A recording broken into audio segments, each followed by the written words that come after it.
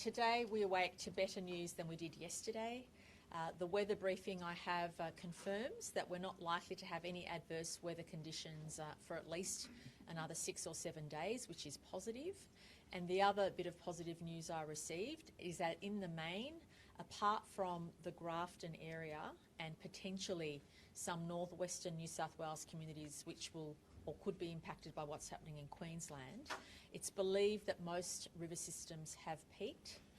However, complacency is a concern for us. We need to make sure that everybody stays out of floodwaters. The currents are very strong, the flows are still very strong, and unpredictable flows will continue to occur in communities which haven't seen this amount of rainfall for up to 50 or 100 years. So it's really important for everybody to stay safe and make sure they stay out of these water systems.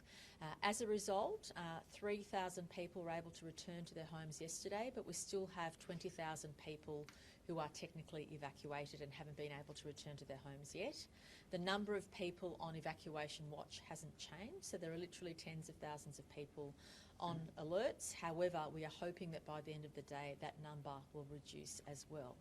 I want to stress to communities, no matter where you are, that if you have been allowed to return, you can be rest assured that our teams are in place to support you in the clean-up efforts. And today I'll be asking Brigadier Garraway from the Australian Defence Force to outline what they have already been doing in working with Resilience New South Wales and our emergency services agencies to put in those strike teams to go in and help communities on the ground. And again, I want to thank the New South Wales Police, Fire and Rescue, RFS, and of course Resilience New South Wales, which will coordinate the clean-up and recovery efforts. We appreciate it will be a very challenging time for people today and tomorrow as they go back to their homes and their properties, but we can't express enough their gratitude for what they're going through, but also our gratitude to the workers and to the people who've been housing family and loved ones during this difficult time. So clearly our main area of concern is around the Grafton community, but of course there are still very strong flows occurring